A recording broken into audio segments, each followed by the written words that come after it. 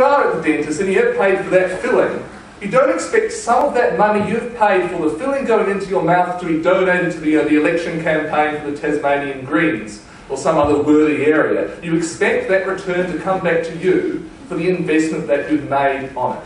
It's a very, very fundamental principle, the idea of ownership and payment and property. So if you're, a Quaker-run anarcho-syndicalist commune and you decide to be at the forefront of knitting jumpers for bald penguins so they don't get cold, that's fine, you go for it. But if you are thinking in terms of being an executive of a corporation, needing to answer back to shareholders, your answer shouldn't be, oh, but I think this would be a great thing to do. Your answer should be, yes sir, of course sir, this is the sort of money that I've earned for you. So you need to think of it in terms of who actually owns the company, which is the idea that Ken was talking about, and I'll get to that in a second. Where the ownership lies, and what the basic motive for that is. So let's look to this idea of, more importantly, which I think has been ignored a bit in the debate, of what social role companies have. Because we have on this side the idea that corporations have quite a strong social role in that they want to push more and more social power and social credit into the hands of executives of corporations and away from other types of organisations who might provide that service. Now, ladies and gentlemen, we don't expect the editor of Dissent magazine to be wanting to empower corporations even more, but that is what the other side wants to do. Because if you talk about the sort of social credibility and social strength that these companies have, you're only empowering them further and pushing them more into the social consciousness by making sure that you're making them do these services rather than something else. So this expectation now that law firms support homeless litigants far more than legal aid has only meant that they have a far stronger position in terms of homeless services rather than what legal aid should have. That kind of thing that should be basically supplied is instead farmed out to some other corporate entity. So we're really empowering a bunch of corporate executives to follow their little hobbies and peccadillos and ideas at someone else's cost, on someone else's dime, with someone else paying, rather than what the shareholders want explicitly.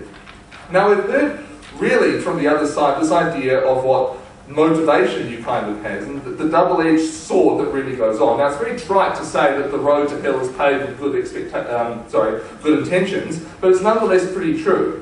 And that the opposition was prepared to talk about these fantastic benefits we've derived from CSR, like we might discover some new mechanism for stopping pollution, or some new HR scheme to help people, whoop-de-doo. But we're not really thinking about what might go wrong if you introduce this kind of a system, or follow it to its logical conclusion.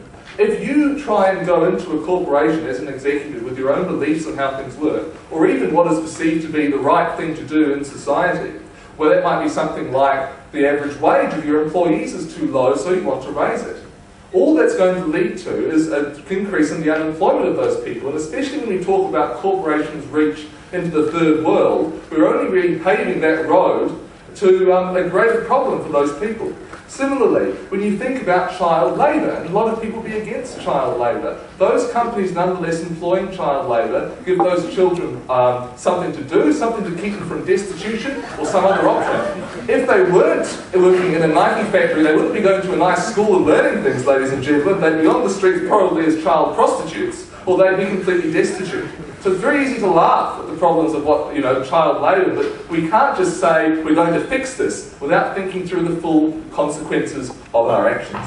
So let's go back to this idea of what our real motivation is, and go back to those benefits that were outlined by the other side that we might discover new things.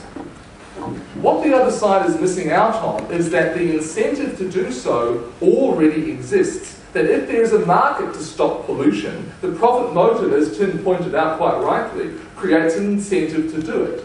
So the reason that a company should be motivated to do it isn't through altruism, isn't through taking an unreasonable risk with someone else's money. It should be through trying to derive a greater profit and trying to make sure that this incentive is followed through. So it's pretty easy to go through a list of all the great things that have been motivated by the purity of the market that our site's talking about. For instance, new drugs aren't invented because pharmaceutical companies want people to feel better. New drugs are invented because you can make money out of them. And it goes to basically almost any significant discovery in the history of the Western world.